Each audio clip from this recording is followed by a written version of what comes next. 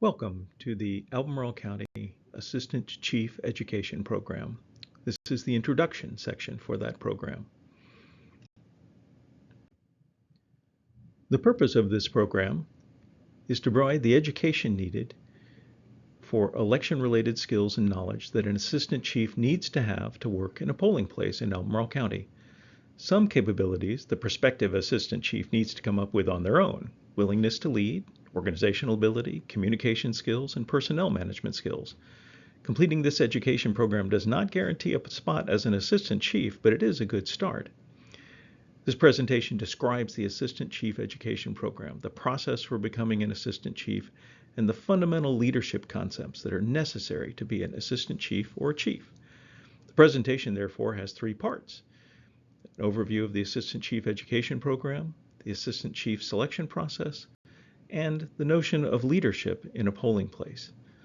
The goal of this program is that through standardized education, we will have consistent, high-quality elections conducted at every polling place. As an overview of the Assistant Chief Education Program, the first thing to note is that this process is open to all election officials. Any officer of election can self-nominate to pursue this program of training. You can do this because you want to become an assistant chief, or because you're just curious about what it is that chiefs and assistant chiefs do and know how to do. Each course in the program has an accompanying test. The courses and test materials change as the polling place operations change, and this can happen due to changes in the law, changes in the hardware or software that we use in the polling places, process improvements, or lessons that we learn. These courses can be taken in any order, although the order on the next slide might make the most sense.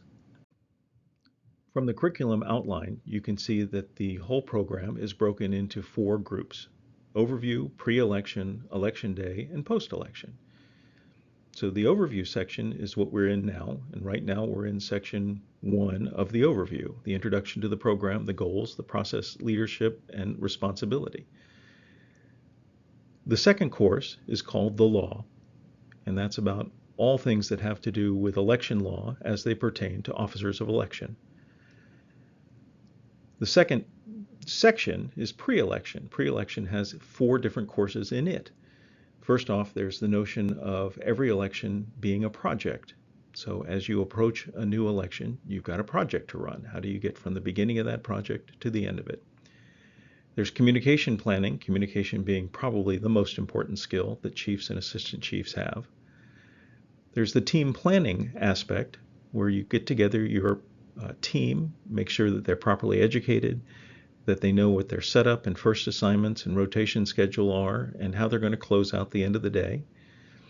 And then the last part of pre-election is making sure that the polling place is going to be ready. All the site preparation that you need to do, the election materials pickup that has to happen from the registrar's office, and the review and preparation that you do the night before. On election day, we have 4 different sections. First off is arriving, which is when we're swearing in, handing out materials, contacting anyone who didn't show up, calling the registrar, managing the poll workers, doing all the things you need to do before you open the polls. Once the polls are open, we go into daytime administration. All the things you have to do during the day: hourly reconciliation, maintaining a logbook, incident management, all the different forms that might be involved during the day that usually only the chief or the assistant chief handle.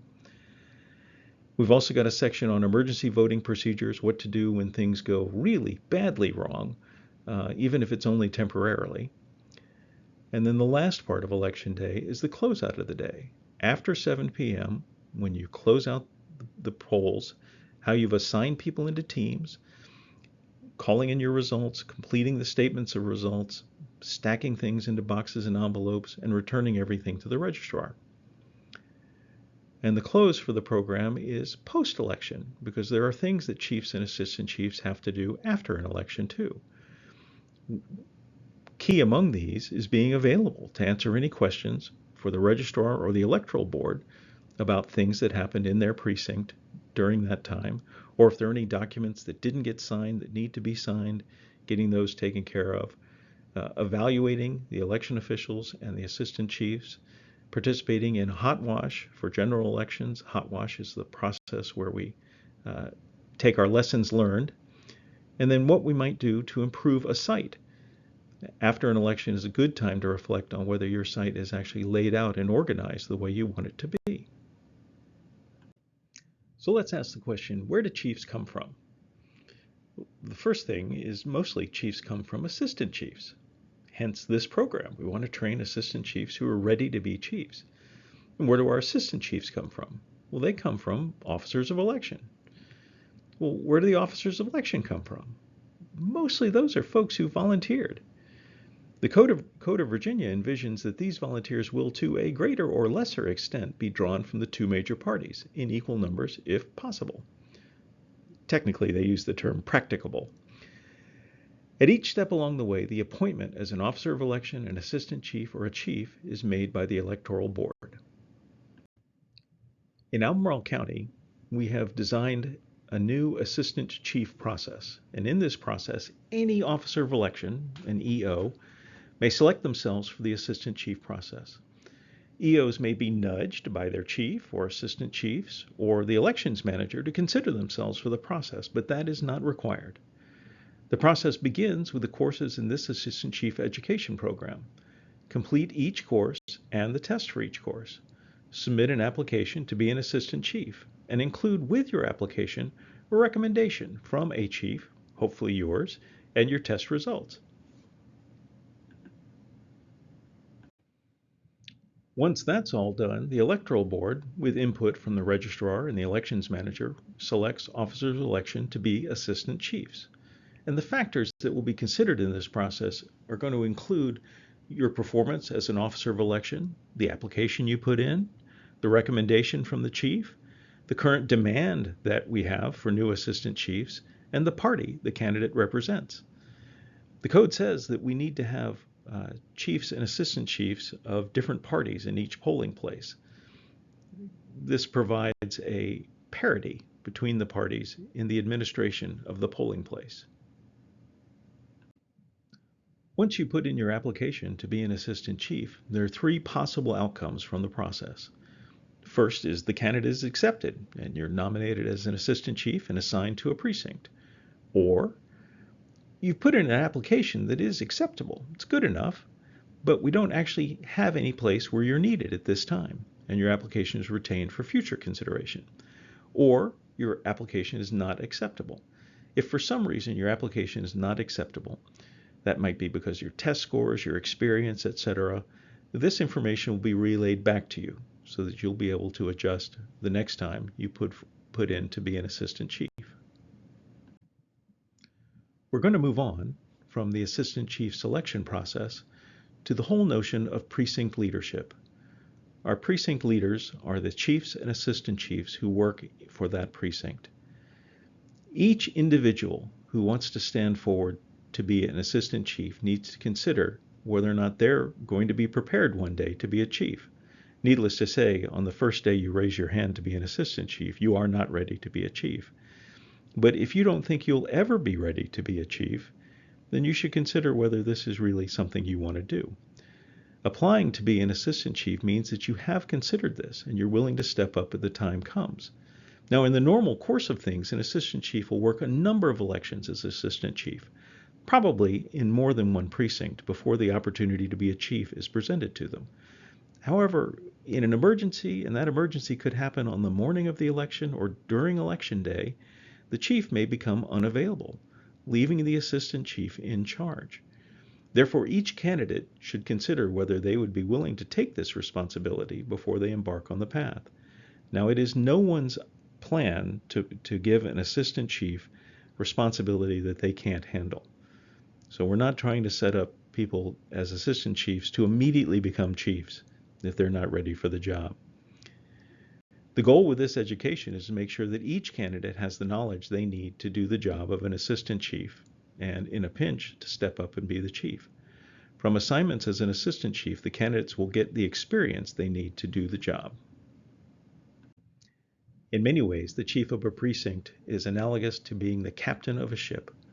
A lot of times you're out of communication with your superiors, the folks who gave you the orders to go do what you're doing.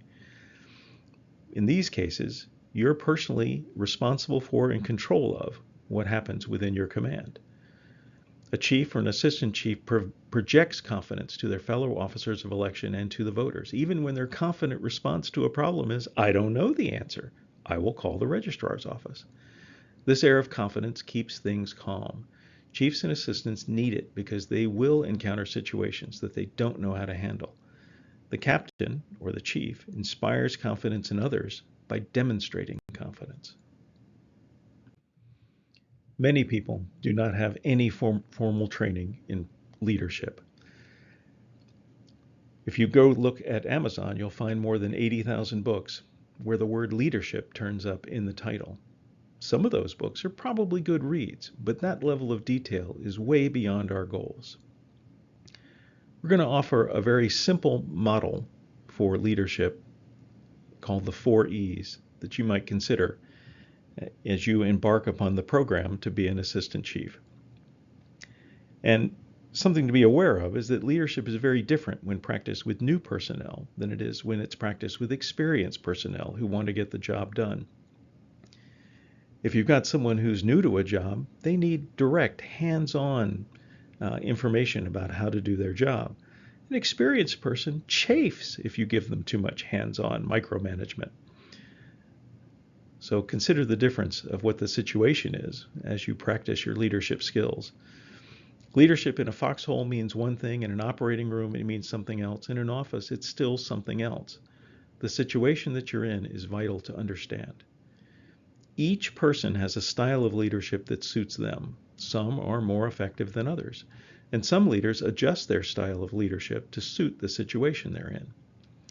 This very simple model, the 4 E's, works across situations and is a very basic, simple way to be a leader in this kind of setting. The first of the 4 E's is eagerness. Eagerness is something you bring with you. It comes from within. Your enthusiasm for what you are doing can be infectious. And your lack of enthusiasm, your lack of eagerness can be equally infectious. Your eagerness has to be expressed. If you're eager to do something and you say and do nothing about that, then no one knows you're eager. Tell your team how excited you are. Show them. Eagerness is simple. It takes energy. You need to put that energy into what you're doing and demonstrate it to others. By the same token, it shouldn't be faked. If you're not actually up for something, you should consider whether you are in the right role. The second E of the 4 E's is expertise. And expertise is also something you bring with you. It's what you know how to do. The polling place is a small enough organization that the chief or any assistant chief should know how to do every job well. This includes keeping up with all the changes and making sure your skills are finely honed from one election to the next. Expertise is most useful as a leader when it is demonstrated and shared with those you lead. Show folks how to do things when they don't know how, or show them a better way to do something that they are doing. Share with them the benefit of your experience. Demonstrating your expertise makes your team more confident because they will know you have their back if they have trouble. The third E is experience. Experience you also bring with you. It's what you have done. And the only way to get experience is to get experience. You can shorten your path to getting experience by education and by having an open mind to learning new things. Experience is of value to a leader in making judgments and solving problems. Mentioning that experience, I remember when we had a similar situation, helps others learn from what you already know what you've already learned, possibly learned the hard way. The fourth E, and arguably the most important E, is example. Leadership comes from the top. You may have heard that expression before.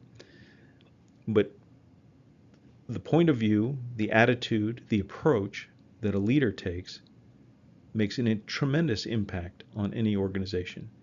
The example you set will set the tone for everyone in your polling place. If you're not having a good day, your sour curmudgeon example you set will affect your team. If you show your team your commitment to following the law, the guidelines, doing things according to the book, you'll see that attitude reflected in their behavior as well.